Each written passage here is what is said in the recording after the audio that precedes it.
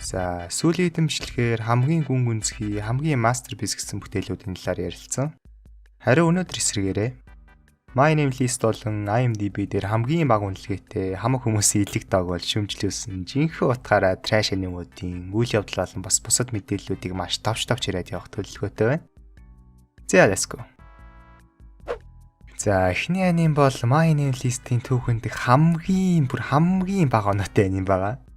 Ерөнхийдөө маш олон ютуберүүд аним шүмжлэгчдийн илхийг гэмтээсэн аним. За, аниманы нэг 8-алч гэх юм уу, ямар ч байсан дэлхийг сүрэлэх гэж ирж байгаа болтой 3D модельээр эхлээд тэгээд тэрнийг зогсоохоор энэ хідэн Made in China Evangelion нэвтрүүд гарч ирнэ.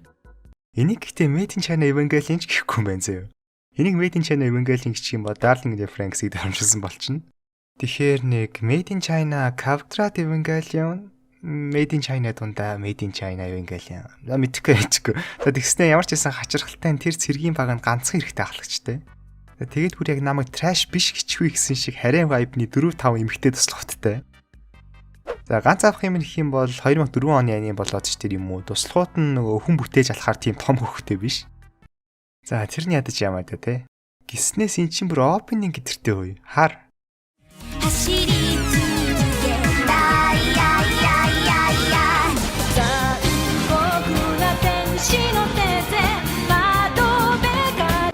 За тэгээд энэ рингээд улаан өстэй хүн болохоор энэ анимын гол дүр ахлагчтай амар хайртай. Тэгээд түрүүхэн л заастаа сүйд боллоо хурдан багийнхан дай мэддэг чинь 8-ыг дарж авъя гэдгээ сандраад явж исэн байж. Нэг арсан энд сайхан усанд ороод хан ширтээд гиюрээ сууж идэг.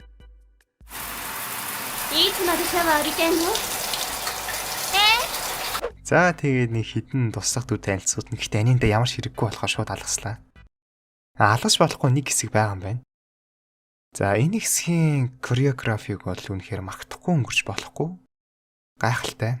Ерөнхийдөө энэ хэсгээ санаа авч анх нөгөө Transformers кодгаас итэр үүсчихсэн юм байлээ.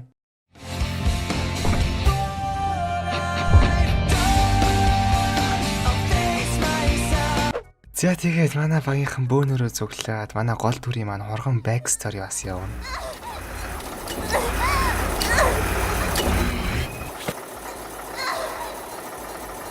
Holy Evangelion.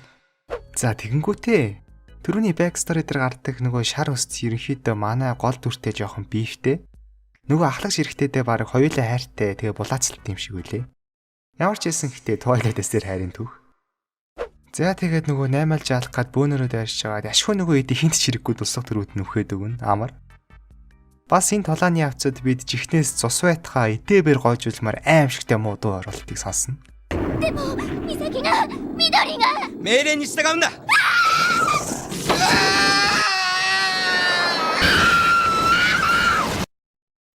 俺は作られた存在だ。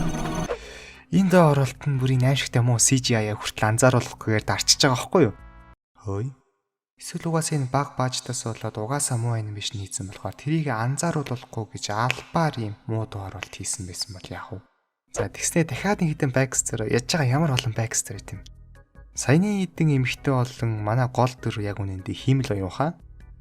Тэгээд нөгөө эрэгтэй ахлагчийн тушаалыг юу ч байсан дагдаг байсан шалтгаан нь тэгж програмчлагдсан да биш. Хайртай болохоор л дагдаг байсан ингээд. Уг нь бол их л сэтгэл хөдлөх зорилготой жохот сцен гараад ах шиг байгаа. Би тааш тэрүүдийн гайхалтай smooth transition-уудыг нь бишрээд анзаарсангүй. お前は本当にいつも素直だな。 Яа за хаана явж илаа. Нэр тийм. Манай хүн нөгөө 8 ажлыг бид орцсон байхгүй юу? Тэгсэн чинь нөгөө 8 чинь битгий саад болоо наад хүмүүс гэдэг чи угаасаа хөгийн новшнууд чамаач гэсэн ашиглаад хаяа нэтэрсэн чинь манай хүн. Үгүй ээ. Тэд нар хүссэн шунлаа удирдах чадахгүй идэл зарим хүмүүс муу үл хийдэг. Түүнээс биш бүгд тийм бишээ. Тэглээш би хүн төлөвтний төлөө биш. Хайртай үнийхээ төлөө л хийж нэтэргээ. За яах вэ энэ trash анимтайгаа харьцуулахад бас хөөхөн монолог заяа. За тэгээд 8 олж өгөхээд нэрээ өгч байгаа анимашныг нь харалтаас та. Тэгээд бүгд амьд үлдээ дааж жаргалтай төгслөө гэсэн чинь жилийн дараа дахиад тэд 8-шд гарч ирээд анимаа дууснаа. Яа, аимшигтай муу плот, аимшигтай муу анимашн, аимшигтай муу найруулга, аимшигтай муу дуу. Psychic Wars бол түрүүнийхийг бодвол гадна талаас хамаагүй чанартай аним. Даанч гадна талаас бол. Аними маань гол дүргээд энэ нэг Супермен царайс юм ч байгаа. За эхлэл хэсгээс нарахад бол ер нь яг нэг тийм Monster маягийн Seno vibe-тэй аним байдیں۔ За тэгсэн чи юу болсон гэж? Тэрний нэг өвчтнийх нь хавдрын скинет мангас болоод хавийн амтан руу дайраад ихсэн чинь манай юм супер саяан болоод нүцгэн гараараа гөвөөд хайждаг. Ерөнхийдөө саний ярьсан миний юм бол яжлал биш шүү. Тийм. Яг ч ихнээсээ тийм болсон. За ингээ саяхал Monster маягийн байсан аним маань Жожо болчихно. Тэгснэ яагаад ч юм нэг сөвлөгч нь манай хүнд дурлаад манай хүн ч яагаад ч юм ямар шалтгаангүй хайртай болоод хормын дотор ингээд романс аним болчихж байгаа. Яг тэгснэ манай хүн бас яагаад ч юм дэлхийг аврах шалтгаантай болоод яагаад ч юм цаг хугацаагаар аялаад яагаад ч юм янз бүрийн мангасуудыг алаад эхэлнэ. Яагаад ч юм Исакаины болцсон. За тэгээд манай хүн бүх мангасуудаа алчлаа гэсэн чи өнөөс хөлөгч нь яг үнэндээ жинхэнэ ч төрийн хаан нэж тараад манай хүнтэй октогон толмиг тулаан идэг. Плот твист. Цаашаа тэгээл явах вэ манай булчинлыг юмч маа нэг хүчтэй орж төрийн хааныг ялаад тэнгэрээс дарих хэдрийж баяр үргээд за их сайхан юм байла. Энэ ихтэй бүр яг миний зүүчиг шаачнд хүү. Уг нь бол яа штэ.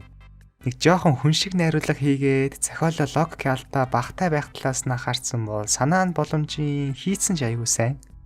Тухайн үедээ л. Угаасаа нөгөө Toei Animation-ы хийсэн аниме байлээ л дээ. Бас энэний хэмний найруулагч нь Dragon Ball-ийн storyboard-ыг хийсэн гэж бодохоор яалтч энэ анимыг зүгээр нэг троллж хийгээгүй байхгүй юу? Бүр яг serious жинхнээсээ ам хөрөг мөнгө хүчтэлмөрөөрөө хийгээл за ястай те. Энэ бүр хаах шаахнаа guys. Хэдүүлээ баг Hayao Miyazaki шүүртгэр аним хийжлээ штэ. Зохиоч. Box office-оор юу хийдэм бүгдийн дэлбэлнээс та олсон мөнгөөр хэдүүлээ тийш аялна. Тэрний дөө тэрийг өгнө. Тэрэн дөрөө өгнө. Тэрүүгээр нь баярмаагийн телеграм аавна эдэргээд баг. Маа юу гэж чи фейд хийчихвэ. Яг угаасаа нэг тийм Жожо шиг Shonen маягийн ирнэ сүнсээр тугдагсч шиг тийм үлгэрийн world building-тэй аним байгаад байгаа штэ. Тэгэхээр миний бодлоор нэгт 50 минут арай багтсан байх. Ядаж нэг 90 минутын урттай ч юм уу. Тэгэхээр гол нь аниме ихтэл хэсэг буюу сетапыг айгүй сайн сонирхолтой байдлаар тавьж өгөөд тэгээд дөрүүд олон үйл явдлыг нь арай реалистик, арай логикийн алдаагүй ядаж нэг тийм кринж биш байх талаас нь анхаарсан бол бас хөөрхөн явахаар потенциалтай санагдсан байхгүй юу? Гэтэ ямар ч хэлсэн өмнөх Made in China квадрат Evangelion-оос бол хав илүү. Тэрийг бол зөвшөөрнө. 3 дахь аниме маань ерөөхдөө хүн мангас 200 амьдэрдэг. Тэгээд мангасууд нь хүүхдийн хоолыг аягүй сайн сонсч өгөнд нь ортог. Даанч томог тусмаа контролдож чадхаа болоод зэрлэгшдэг нэг тийм аниме байгаа. Үүнээс нь болоод тэгээд entertainment зорилгоор хүүхдүүдийг өөрийн гэсэн мангасаа удирдаад хооронд нь алцуулдаг тэмцээн эдэр хүртэл байдаг болсон. Манай гол дүр болохоор ерөнхийдөө тэр тэмцээний босон авраг гэж хэлж болно. Гэтэ сүүлийн талаан дээр анх удаа ялгтаад за байж да. Хараа чиний мангасыг чинь Пикачу гэдэг юм биш үү? За бид энэ удаа харин Made in China квадрат Покемонтэй боллоо. Yay! Тэгэл цаашаа явах вэ? Манай хүн 14 нас хүрээ том болцсон болохоор мангасаа өдөрдөж чадхаа болоод зэрлэгшээс өмнө байгальтанд тавь гэж яагаад ганц өдөр хойшлуулсан чинь нөгөө хүн тэр шөндөө зэрлэгшээд ойр аваа сүрүүлж байгаа доймод руу орчтیں۔ Тэгснэ гинэт аним маань өөрсдөө шал өөр үйл явдал эхлээд нэг ийм ойдолчин эльф хот руу ороод ирсэн чинь хүүхэд хүмүүс алуулсан. Тэгээд хүмүүсээс өшөөг авч алнаа гэж дуусч байгаа. Энэ нэг тийм антологи байх гэж хичээсэн аним юм болов уу? Эсвэл уг нь цаашаа тэр Made in China Pokemon-ын эльфтэйг холбогдох хэрэгтэй байж байгаад мөнгөгүй одоо цаашаа ангиудыг хийж чадаагүй юм болов уу? Бүүм мэд. Guys, жоохон судалгаа хийсэн эцэст энэ ерөөхдөө Generation of Chaos гэдэг тоглоом байт юм байна л та. Тэрнийхээ юм пролог маягаар хийсэн ерөөхдөө тэр тоглоомоо л танилцуулах зорилготой аним байсан юм байна. Тэгэхээр бас яг шууд муухад хэцүү ч гэсэн тоглоом ч гэсэн трэш гэж муулалт юм байлээ. Тэгэхээр шууд муулахад амархан болчлоо. Nice. За, ерөнхийд нь бол энийг аним гэж хэлэхэд аюу хэцүү. Зөө нэг тийм контент юм шиг те. Яг хэдийгээр Made in China Pokemon ч гэсэн анимийнхаа сетапыг бол уг нь аюу дайчгүй хийсэн юм шиг санагдсан. Цаашаа тэр хүүгийн адал явдлыг үзчихээр те. Эхлэл хэсэг бол аюу дайчгүй. Даанч өрнөл болон төгсөл гэж байгаагүй л болохоос. За тэгээд бас дууны чанар ер нь тааруу. За яг 2001 онд хийсэн юм даа л гэж бодохоос биш. Анимашн нь ч бас муу талтай. За тэгээд өөр юу ярих вэ? За нэг юм 3 аним байд юм байна. Миний хувьд гэх юм бол энэ дундаас хамгийн гайгүй үйл дээр Psychic War санагдлаа. Ядаж зураглалч тэр бас хэдий муу ч гэсэн нөгөө хоёроо одоо л YouTube контент биш ядаж аним гэж хэлж болохоор байгаа таахгүй юу? За тэгээд энэ trash анимуудыг надтай цуг үзэж цагаа өрөвлцсөнд баярлалаа. Тайтл дээрээ part 1 гэсэн байгаа. Тэгэхээр хүмүүс таалагдвал part 2 3-ыг оруулж магадгүй. Өөр олон trash юмудаар. Гэтэ нэг таалагдахгүй бол дахиж шийхгүй л баг.